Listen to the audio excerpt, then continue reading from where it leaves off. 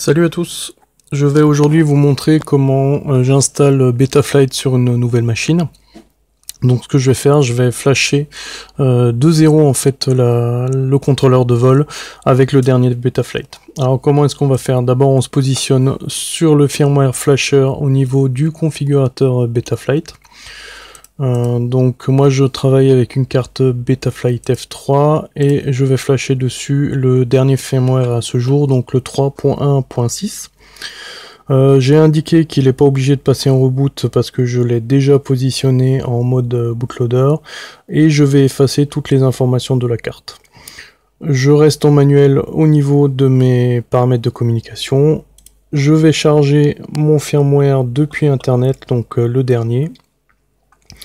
Et une fois qu'il est installé, je vais le flasher sur la carte. Donc voilà, le flash est en cours. Alors ce firmware est assez intéressant, donc il comporte pas mal de modifications, notamment sur tout ce qui est filtrage avec les bruits moteurs. Donc je pense que ça peut être assez intéressant de travailler avec.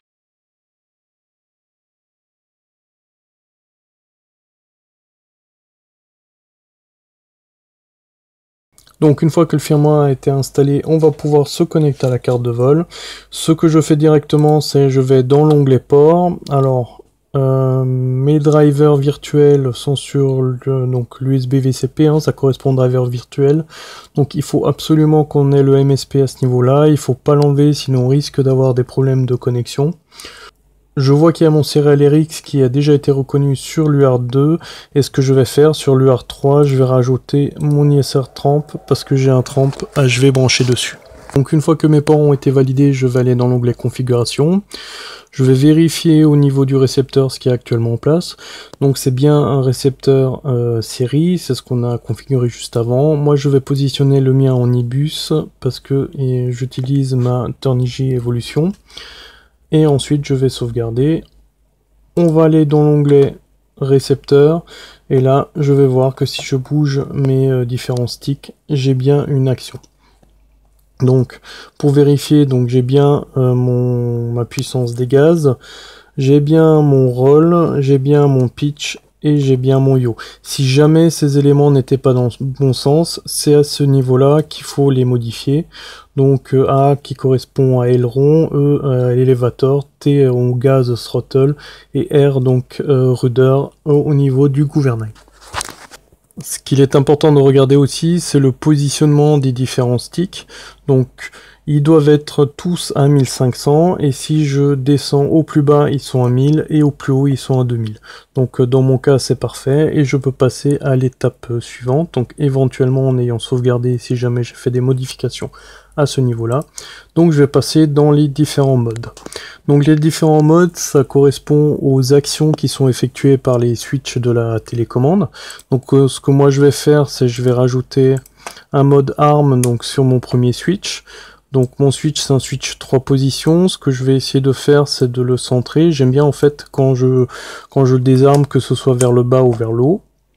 L'air mode, je vais pas y toucher, je vais tout à l'heure le configurer par défaut. Ensuite, je vais rajouter donc un switch pardon sur l'horizon. J'aime bien en fait de temps en temps quand je vois la vue revenir dessus. Donc c'est mon 4.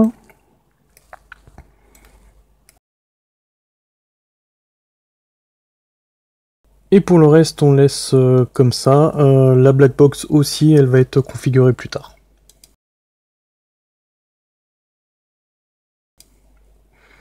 Donc je vais sauvegarder, je vais vérifier si mes différents éléments fonctionnent bien, ce qui est le cas. Je vais ensuite retourner dans l'onglet configuration et je vais vérifier l'alignement de ma carte. Donc pour ma part, le port USB de ma Betaflight F3 est sur le côté gauche quand on est dans l'axe du quad, donc quand on regarde vers l'avant, donc il n'y a aucune modification à faire. Pour voir si l'élément est bien placé, ce que je conseille de faire, c'est en laissant l'accéléromètre calibré, ça il va se repositionner. On va remettre à 0 au niveau de l'axe des aides, et ce qui est intéressant de voir, c'est quand je le penche en avant, il se penche en avant, quand je le mets en arrière, il va bien en arrière, droite, gauche. Donc je pars de principe que ma carte est très bien alignée comme ça.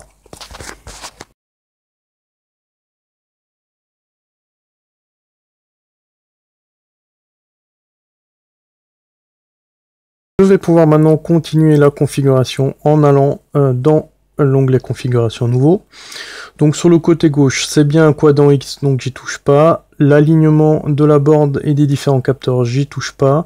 Le récepteur, je l'ai fait. Le RSSI, je n'y touche pas. Par rapport aux configurations système, donc c'est très lié au moteur et surtout à la puissance. Donc la mise à jour des gyros, je le laisse à 8 kHz et la fréquence des PID de la boucle, je vais le laisser à 2 aussi. Je vole en accro, donc l'accéléromètre, j'en ai pas besoin. Au niveau des éléments supplémentaires, ce que je vais faire, la télémétrie, je n'en ai pas, je le coupe. J'ai des LED, donc je vais les rajouter. Ma black box, je veux l'enclencher tout le temps, donc je vais l'activer ici. Il en est de même pour l'Air Mode. Ma Betaflight F3 a une carte SD, donc il est activé aussi. Et mon OSD est à bord et embarqué. Donc à ce niveau-là, on est clair. Au niveau de mes moteurs, donc moi j'ai des Racerstar V2 donc qui supportent le D-Shot 600, donc c'est des choses que je vais changer. L'accéléromètre, je n'y touche pas. Au niveau du voltage de ma lipo, donc normalement à 110 on est bien configuré. Ce que je vous conseille de faire, c'est de mettre un lipo checker sur la prise d'équilibrage, voir si les éléments qui s'affichent sont bien les bonnes. Au niveau de la partie courant, c'est pareil.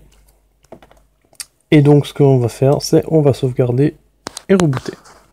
Donc l'étape suivante consiste à mettre en place le failsafe. Alors pour activer le failsafe, il faut d'abord passer en mode expert, ensuite cliquer sur l'onglet failsafe. Donc ce que moi je fais, je change rien au niveau du channel fallback setting, mis à part au niveau des gaz où je vais mettre la valeur hold. Donc en fait il va me garder la dernière bonne valeur qu'il a reçue. Et ensuite je vais bien vérifier que mon stage 2 il est en failsafe, donc ça veut dire qu'il est activé, qu'il est à drop. Donc pour un quad de course, ça sert à rien en fait de le faire atterrir, en fait il n'y a aucune notion de l'altitude, donc l'idéal c'est qu'il tombe au sol.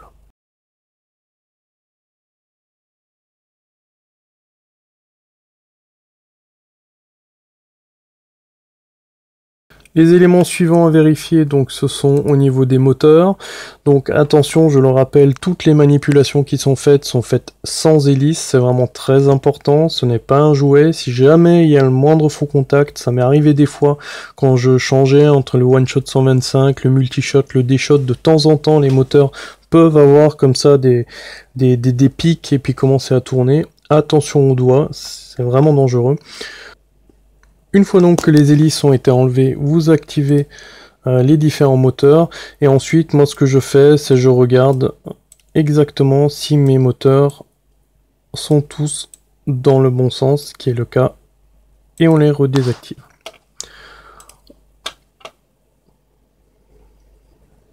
L'étape d'après correspond à l'OSD. Donc l'OSD c'est assez basique.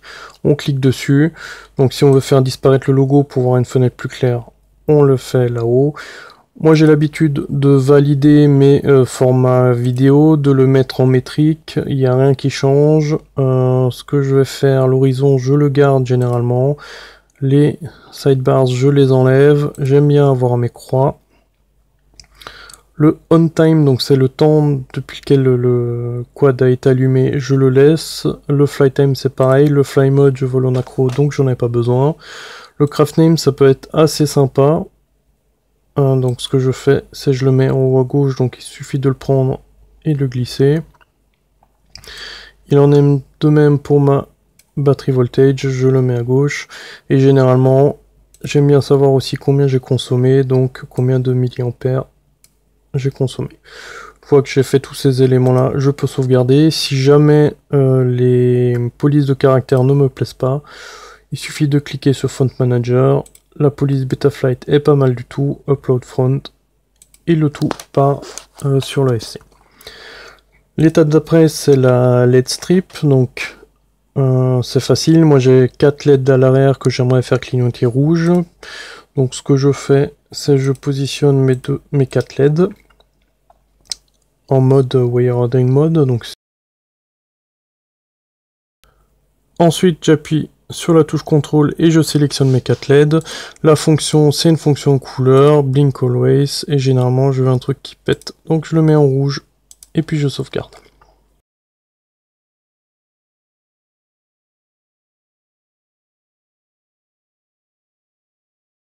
En ce qui concerne la black box, donc je vérifie bien que ça enregistre sur la carte SD qui est embarquée à une vitesse de 2 kHz, donc 100%. Toutes les données sont enregistrées. Alors de temps en temps, on peut avoir certaines données qui ne sont pas enregistrées, ça se transformera par des petits pointillés dans le Blackbox Log Explorer, mais ce n'est pas grave. Le point d'après correspond au PID. Alors, je vais faire une passe rapide là-dessus. Donc, d'après Boris, les PID qui sont par défaut devraient couvrir la plupart des multirotors.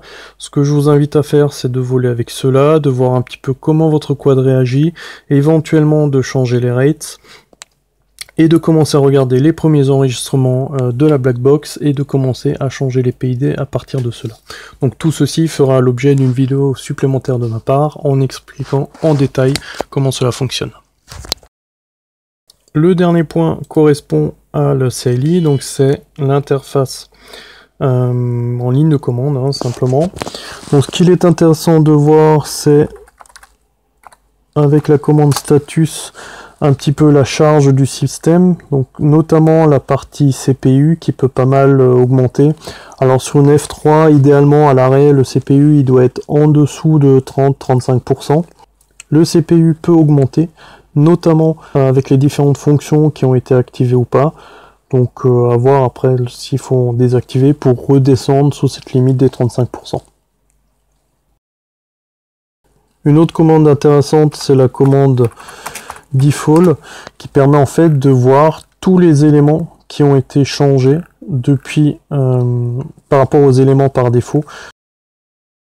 Ce que je fais, je prends ces données, je les copie dans un fichier texte, ce qui permet, si jamais je suis obligé de reconfigurer un même quad avec exactement les mêmes données, de faire un copier-coller dans cette interface de commande et ensuite de le sauvegarder et ce sera beaucoup plus rapide. Voilà, je pense que j'en ai terminé pour l'instant. Alors on se donne rendez-vous à une prochaine vidéo. N'hésitez pas à souscrire, à liker ou pas liker et surtout à me faire part de tous vos commentaires. A plus.